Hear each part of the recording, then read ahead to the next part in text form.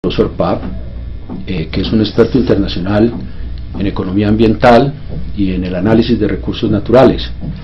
En la tarde de ayer, los profesores de la facultad tuvimos el privilegio de escuchar una charla que nos dio sobre los distintos estudios que ha realizado en Costa Rica, que ha realizado en Brasil, inclusive ha estado en Asia también. Y queremos pues tener una entrevista muy corta con él. Lamentablemente tenemos que hacerla en inglés, entonces pasaré en este momento a poder hacer esta charla en el idioma que el profesor Pfaff maneja muy bien. Well, very welcome to the University of the Andes and to our school, Professor Pfaff, and it's a privilege for us to have you with us. And I really would like to see the possibility of discussing, and I'm not saying that you have to give answers, but that we just have to discuss the methodology that you showed us yesterday, the 5,000 feet sort of multi-modal methodology.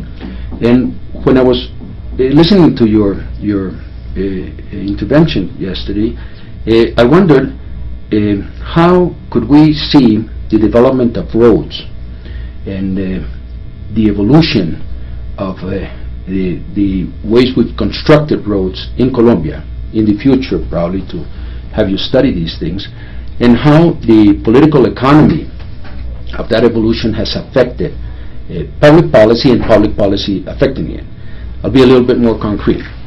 I'm sure that there's been a large investment in the country in the construction of roads, but many a times we've seen that railroads have been going down and probably collapsed completely. We've had 100 years, a century of constructing 5,000 kilometers of railroads in a country where it has been a very tough effort, plus river transportation too. Both of those transportations that were clue for the development of Colombia have suffered greatly because of underinvestment. And what we've seen in the past century is road development that not always has followed a national plan, let's put it that way. And what can be proven is that many government officials, from presidents down to congressmen, etc., have somehow skewed that plan in order to have roads built to their own farms or development plans. Do you think we could learn something if we could trace somehow how these roads were built, in order that in the future we have a much more rational, let's put it that way, development plan for roads? What is important of this is with the trade pacts that we have right now with Korea, the United States, etc., we're really come to a very critical situation in which our infrastructure is completely underdeveloped. And our future depends on how we're going to develop that infrastructure in roads, and hopefully go back to river transportation and to railroads too. So in a way, I'm not saying, and I'm not putting you in a spot that you have to give very concrete answers, but I'd like you that we could discuss this. Does your methodology help us in the future to see this somehow? Sure. Okay, thank you. It's a huge question. And first I should just say thank you very much for having me here at the university. It's a super strong university where I already know a lot of professors, and I work with some and look forward to working with many more. Good. And I also think the question you're asking is a hugely important question. And let me just make sure I've understood the question. Okay. I understand these two pieces to be, are there important arguments and debates and different forces that affect where the infrastructure has gone? Okay. And then has that made a difference in the history of Colombia and in the future of Colombia? And so I would say emphatically yes and yes. There's this very important political economic dynamics behind the infrastructure, and very important outcomes that are affected by the infrastructure. Now, as you know, I know very little at this moment about the specifics of Colombia. I'm delighted to be here sharing my work on other places, and as you say, meeting people who are working on related questions here. and trying to find the overlaps where we could use approaches that I use and other researchers use together to, as you say, hope to inform rational policy making. But to emphasize, at this moment I know very little about the Colombian case. So let me go to the things that I know better. Yeah. So first, and when I think of infrastructure, I might think of all the things you mentioned, roads, natural infrastructure like rivers, other man-made transport infrastructure like railroads. But then I'll also even add conservation infrastructure like parks and tenure and land rights systems. Here in Colombia, for instance, collective land titling is much bigger than in many places. So I think those multiple policy decisions work together, or they can not work together, as perhaps you're suggesting. So what I would say is when I have done work in the Brazilian Amazon, for instance, which parts of the Brazilian Amazon share some characteristics with parts of the Colombian Amazon and other Colombian areas, we have found that the investments made in roads and in conservation infrastructure like parks, first, they respect to some extent where the rivers already were. Where the rivers were affected where the investments went. Second, as you said, the more people invested in one type of infrastructure, sometimes the less than the others, although sometimes the more. Sometimes roads have led to railroads and railroads to roads, and they've worked together. The case that I understood you to say is perhaps here investments in roads have led to railroads disappearing. And we've seen that in other places as well. So just to get most concrete, we certainly have seen in the Brazilian Amazon that where new road investments go are powerfully affected by where past development went. Now, the story you're telling also, there's particular politics, and I'm sure that's true in the Brazilian Amazon as well. It's not my area of expertise. I more have studied the infrastructure following the prior infrastructure. And you do see those kind of patterns. And for me, a really important story there is once development heads in one direction, it may keep going in that direction. It's not always true, but sometimes early decisions can shape the path of future infrastructure for quite a long time. Your story that you're raising, I'll come back to, is did the lack of investment in infrastructure matter? Surely it would. But even when there is investment, it seems like there's important economic and political dynamics that lead to having sort of a spatial following tendency in infrastructure investment and development. Second, I think that has mattered a lot. So I think it matters for at least two kinds of outcomes. I think one of the things you're raising here is that infrastructure development affects the economy. It affects where people live. It affects where they work, where they can have jobs, where they can make successful investments. And that's true everywhere. And as you certainly see it in the work in the Brazilian Amazon. Those investments open up areas for economic activity, and they can raise employment and outcome. They also affect the natural capital. They can lead to less use of the rivers, and they can also lead to cutting down of the forest. And of course, different stakeholders in the Brazilian Amazon and different stakeholders in Colombia will view all those trade-offs differently. And sometimes people work together to come up with balances, and sometimes they don't. So in our work, what we would emphasize is you see very important impacts of the kinds you're saying, but more than one kind of impact. These infrastructure investments can raise the economy.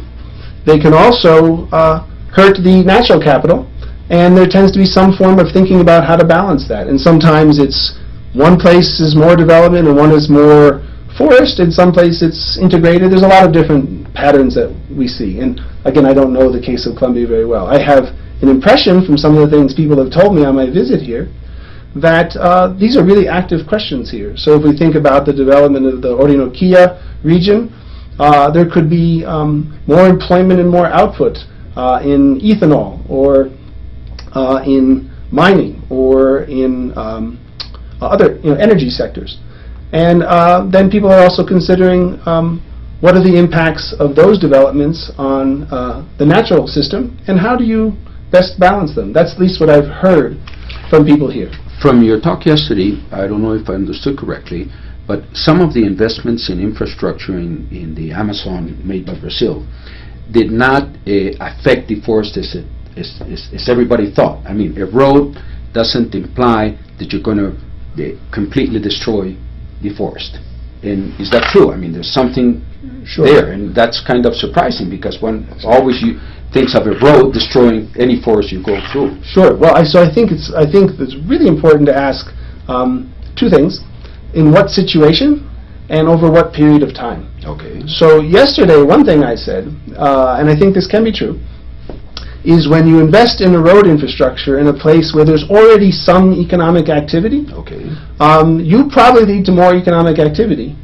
But if you're in a place where there already was a fair bit of deforestation, the contribution to deforestation of the new infrastructure could be much less than if you went to a place where there hadn't been any deforestation before. Okay. And again, there's different combinations. So we talked about two kinds of infrastructure, say, you might call it development infrastructure, a road, and conservation infrastructure, like a park. Okay. In the Brazilian Amazon, you'll even see the different states taking different decisions, which raises your political economy point. And for instance, the state of Acre in the Brazilian Amazon is actively stating that they're trying to think about how do you combine them. How might I put a road to get the economic benefits and maybe put parks near it to limit the forest outcomes? And then, as we discussed yesterday, what kind of park? Would that be a park with no economic activity, or would it be a park where you're working with some small local stakeholders for some economic activity? That appears to change the political economy, the debate about what's acceptable in the balance of conservation and development. And that appears to change where you can actually successfully place the different kinds of infrastructure. What I think is really very, very interesting for those people that haven't been in environmental economics is the fact that today, really, you can think of different alternatives and evaluate those alternatives of public policy. Something that before you wouldn't do. I mean, people would study a little bit, they would think of the territory, etc. But with your methodologies, it's fascinating to see how you can develop and study the different alternatives of one policy or the other. I think that's something that a government and academics have to really take into consideration, because I think it's fascinating. What you showed yesterday, the 5,000 feet methodology, which you take all these maps by GSI, GIS, and things like that, is fascinating. No? Well, for me, I have fun. But I would say, in some ways, that's a university role. Okay. That, in principle, we can help combine information and provide it in ways that appear to be relevant for the choices that policymakers have to make.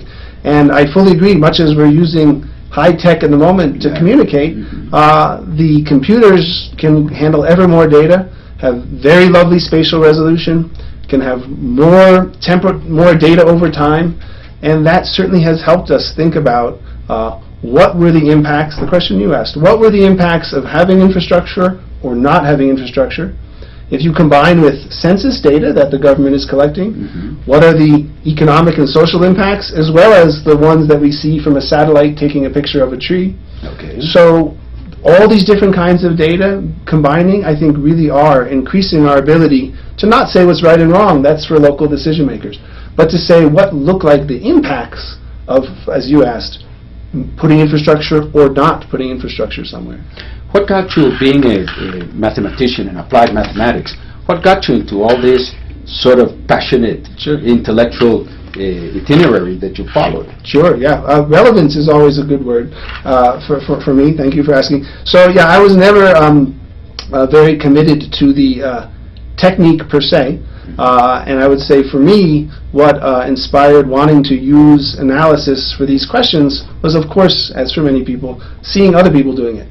And when I left undergraduate, I promised that I would never go to graduate school because it was irrelevant. But upon meeting some people who I thought were working on really important human questions, but trying to think very rigorously about your question, what is the impact of this or that policy?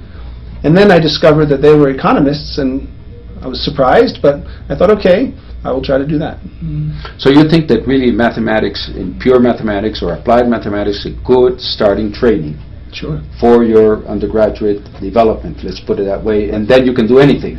I don't want to say yes or no, I never did a lot of pure mathematics. I do think that scientific thinking and mathematics and applied natural science, engineering, and pure natural science are wonderful training for solving many problems. Good. Of course, I also think that philosophy and literature are very helpful for contributing to many things, and a great university like De Los Andes has all those things. But yes, so having those technical analytical skills, I do believe, as I believe you think, you can take on a lot of questions later. Yeah, because part of our genetic code here at the Andes, Yeah. and especially some of our management school undergraduates, sort of protest because they have to go into very deep mathematics, like the same mathematics that engineers study. And really in genetic code, we really think that it's a very important training. Sure. Okay, it teaches you how to think analytically, etc. Sure. But too, I think that philosophy and social sciences, etc., give you a more rounded picture, let's say, about those things. What brought you to Columbia? Well, good luck in many ways. The good luck in particular of when I was starting to ask some different questions about what would be the impact of creating a certain water allocation institution or a different water allocation institution, and I think water allocation is a major problem facing us. I learned about a method for studying it out in the field, but with some of the rigor of data analysis, and some people will call that experiments or field experiments. Okay. But in particular, when I was looking for people to help me learn that approach while taking on questions I was interested in, I was lucky to find someone who's now a professor here, Maria Alejandra Velez, and she worked with me. I got to work with her in New York City when she was a postdoc at Columbia University. And we now do a bunch of work together on that question. So I am delighted to be here, meeting the people that she has spoken so well about, and working with her. Well, hopefully you'll find the interesting questions here and problems. Hirschman, you've heard about Hirschman, and many of the foreign academics and researchers that have come here and have had to think Colombian problems and complexity have been very creative, and somehow they've contributed to theoretical improvements, and I invite you to do that. I agree. Okay, I think so, that really Colombia is a very special setting, and if you're able to understand it, okay, you'll really progress in all of your academic work. Well, local partnership will help. I would be delighted. Okay, perfect. Well, thank you very much for your time. Thank you. Okay, and thank you for being with us. Okay. Muy bien, hemos terminado. Muchas gracias a todos los que pudieron estar con nosotros, y esperamos continuar con el profesor Pfaff en el futuro. Tengo entendido que él tiene un semestre sabático en algún momento dado, y esperamos que haga uso de él con nosotros. Muy bien, gracias. Muchas gracias.